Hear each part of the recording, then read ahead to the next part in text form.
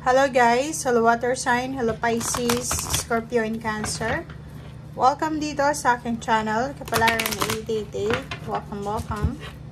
Alamin natin kung ano ang messages, vibration, gabay, energy. Ito ay daily tarot reading, unang araw, ngayong April 2024.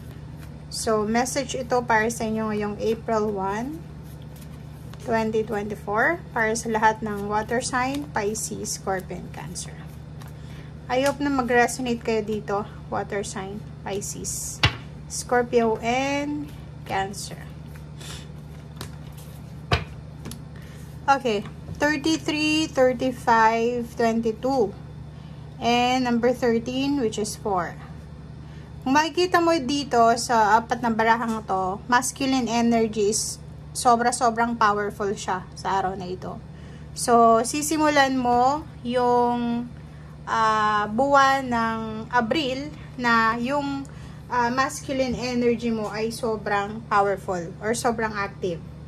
For example, kung ikaw ay lalaki or posibleng babae or kung ano man ang gender na mayroon ka, since wala naman tayong gender dito sa tarot, sinasabi ng baraha sa'yo dito na if may mga decision making kayo, yung mga strong decision making natin, like parang yung stability, empowerment, kailangan mong kumbaga gawin kung ano yung gusto mo, okay?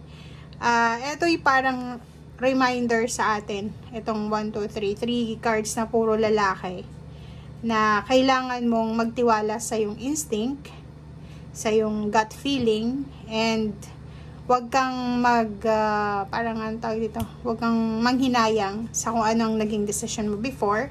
Instead, i-correct mo yung decision making mo ngayon mismo. Okay?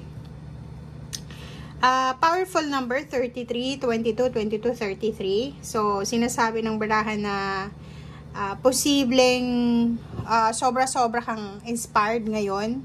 May gusto kang tapusin, may gusto kang gawin na isang bagay na alam mo na ito talaga yung gusto mo. So, sinasabi ng baraha, lahat ng mga susuungin mo, lahat ng darating sa iyo ay mapagtatagumpayan mo kung mananatili ka sa energy mo sa ngayon. Okay? And, wag mong hahayaan yung sarili mo na panghinaan ng loob. Trust in yourself and your ability para ma-achieve mo yung everything, kung ano man ang gusto mo na i-achieve sa buhay mo. Okay? So, yun yung sinasabi sa'yo ng 3 cards na yan. And, nasa tamang direction ka naman eh. 'Di ba? Kasi nasa 33, 22, nasa tamang direction ka. Tama yung ginagawa mo. And, mas lalo pa itong ma-enhance itong ginagawa mo sa ngayon kung hihingi tayo ng guidance sa ating divine spirit, sa ating Panginoon, sa angels, guides, archangels, sa universe. And, yun, kailangan natin na i-examine ang ating sarili, pag-isipang mabuti yung mga iniisip and actions natin, kung sila ay resonated ba sa bawat isa. Kasi mahirap yung mag-decision ka ng hindi naman resonated sa bawat isa. Okay? So, 33. If ever marami kang mga iniisip, marami kang gustong gawin, marami kang gustong patunayan, or marami kang decision making na gustong, tawag dito, yung nagdadalawang isip ka. 'Di ba? So, enlightenment. Okay? So, sinasabi ng baraha sa'yo dito na sundin natin kung ano yung sinasabi ng ating intuition. Kasi yung intuition natin, siya yung makakapagsabi sa atin kung nasa tamang direction ba tayo or nasa maling direction. And sinasabi ng barahan na alisin mo yung pagiging negative mo kasi yung manifestation ng desires mo, nagsisimula yan sa sarili mo. Kung negative yung pinoproject natin, mahirap makuha yung manifestation. Okay? So, dito sa April 1 na to, sinasabi na water sign, if ever ang dami mong mga iniisip na worries, concerns, or kung ano pa man, sinasabi sa'yo ng barahan na huwag kang mag-alala kasi nandito yun yung pathway, especially kung pera yan, relationship, or kung ano pa man na medyo inaalala mo, may pag-asa, may liwanag sa end of the tunnel. Nakikita mo tong 22, it's a balance number siya. So, angel number, balance number, master number. Sinasabi na may posibleng promosyon, salary increase, mga increases sa buhay mo, manifestation. Number 13 for kung halimbawa na minamanifest mo yung financial success, financial blessings, and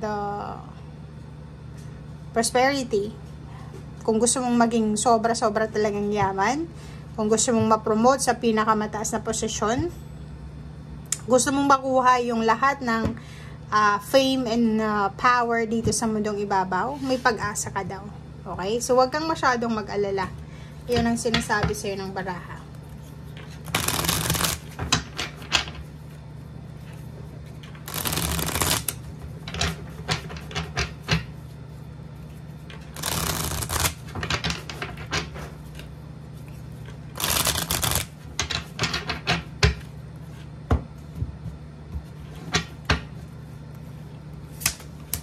Okay, so Ace of Wands. And then, wow. So, ang ganda ng baraha mo dito kasi kung makikita mo, etong Ace of Wands na to is excitement siya. So, may mga water sign, Pisces, Scorpion, Cancer dito na sobrang excited sa araw na ito. Excited kayo, sobrang kayong passionate, hindi kayo mapakali.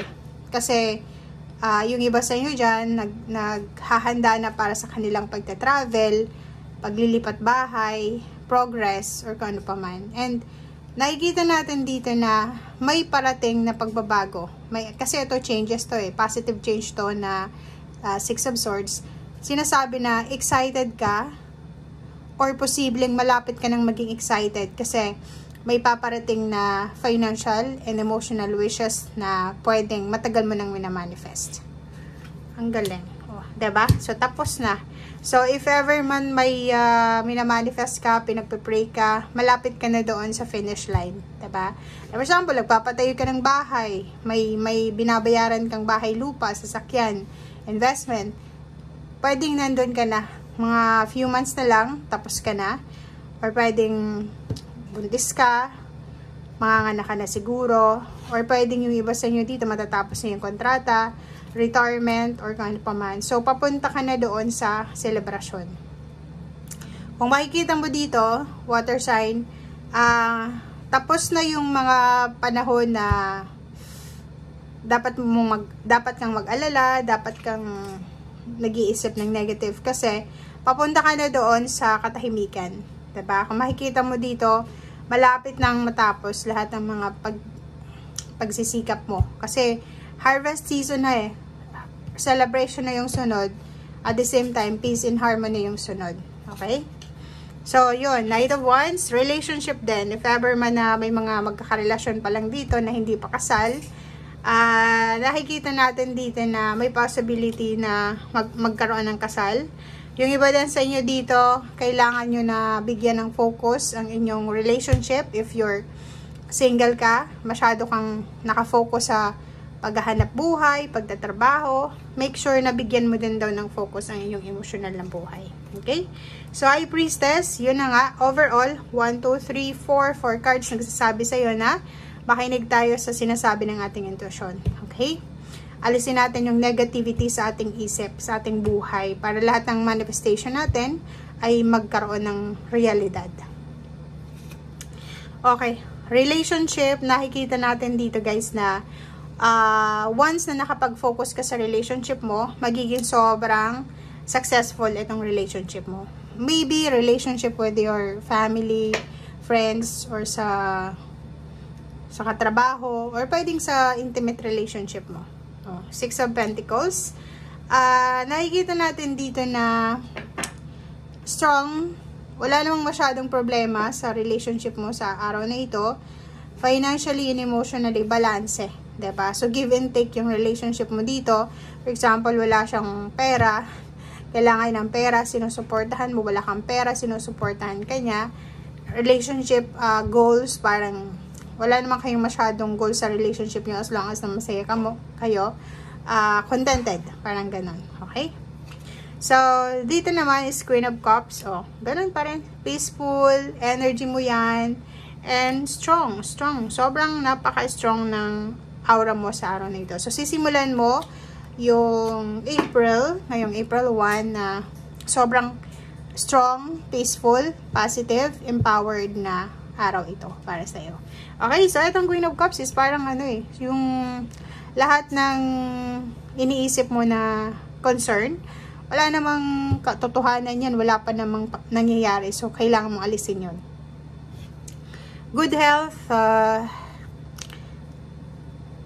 good fortune, good health, promotion sa trabaho, may mga travel dito, may mga changes, emotional, financial na posibleng parating sa'yo.